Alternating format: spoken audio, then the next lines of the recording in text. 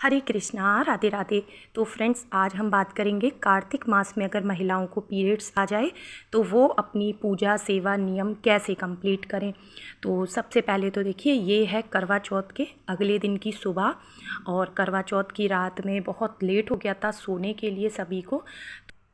और ये चौकी लगी हुई है करवा चौथ माता की, जहाँ हमने करवा चौथ की पूजा की थी। तो कार्तिक स्नान चल रहा है, तो मैं भी स्नान करके आ चुकी हूँ और अब मैं अपने लड्डू लाडली को उठाऊँगी।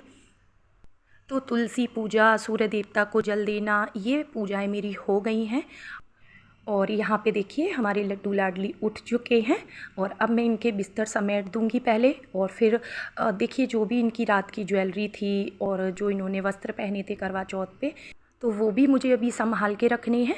तो मैं बाकी के काम करूँगी, उससे पहले मैं ठाकुर जी को और अपनी श्री जी को पानी यहाँ पे लेके आई हूँ, जल पिला देंगे और दूध का भोग लगा देंगे। तब तक मैं अपने ये सारे गहने वगैरह इनके समेट के रख दूँगी, वस्त्र संभाल के रख दूँगी, क्योंकि फ्रेंड्स इन सब चीज़ों में भी बड़ा समय जाता है और करवा चौथ की रात में ये सब काम नहीं हो पाए थे। तो फ्रेंड्स, पीरियड्स में भी कार्तिक स्नान आप कर सकते हैं, सिर्फ आपको पानी में गंगाजल नहीं डालना है, इस चीज़ का ध्यान रखें।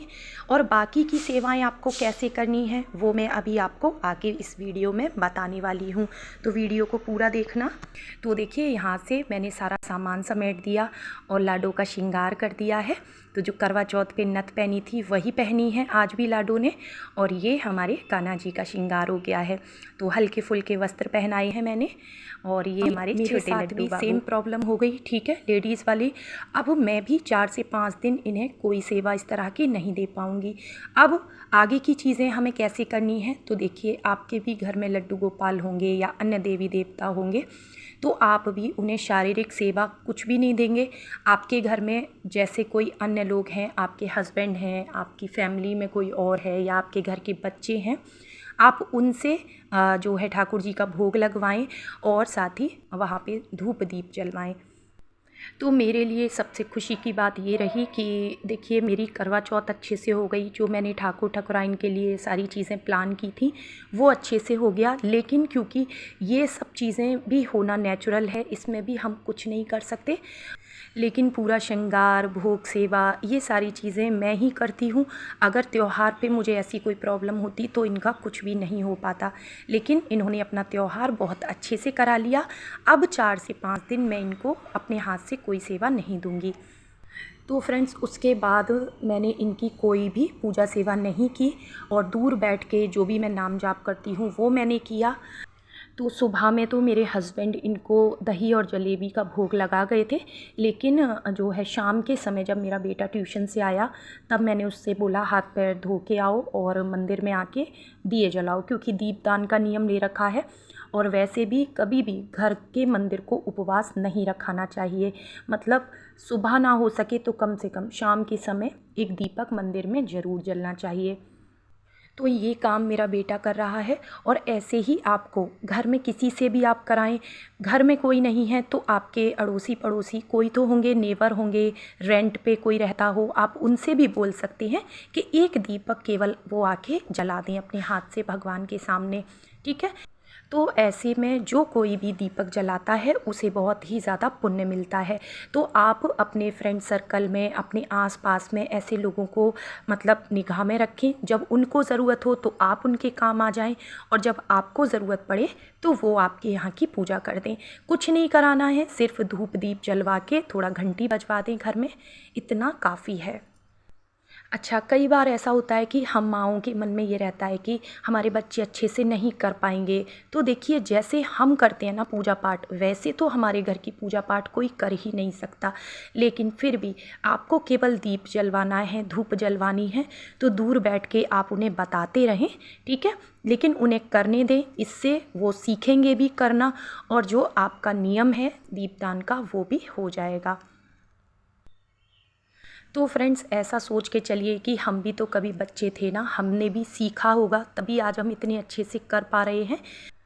तो मेरा बेटा भी बहुत ज़्यादा कुछ नहीं करता है अभी पूजा पाठ, ठीक है, लेकिन जब भी मुझे पीरियड्स प्रॉब्लम होती है तो शाम की पूजा मैं इसी के हाथ से कराती हूँ। और जो भी भोग सेवा इनसे बन पड़ती है, जैसे दूध हो गया, फल फ्रूट हो गए, मेवा मिठाई हो गई, तो इन चीज़ों का भोग मैं लगवाती रहती हूँ कान्हा जी को, राधा रानी को। लेकिन मैं अपने हाथ से बने हुए खाने का भोग इन दिनों में नहीं लगवाती हूँ। तो गाय माता हमेशा मेरे घर के मंदिर में कान्हा जी के पास रहती हैं। अष्ट सखियों से भी मैं मानसिक रूप से विनती कर लेती हूँ, और राधा रानी तो हैं ही। तो फ्रेंड्स, हम लोगों को मानसिक सेवा देनी चाहिए इन दिनों में। और आप यकीन मानिए, प्रभु हमारी दी हुई इस सेवा से बहुत प्रसन्न होते हैं। और जब भी मैं कुछ खाने के लिए बैठती हूँ, देखिए मेरे यहाँ सात्विक भोजन बनता है, ठीक है।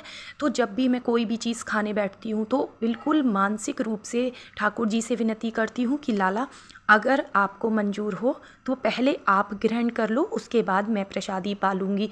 लेकिन मैं उन्हें अपने हाथ से भोग नहीं लगाती हूँ।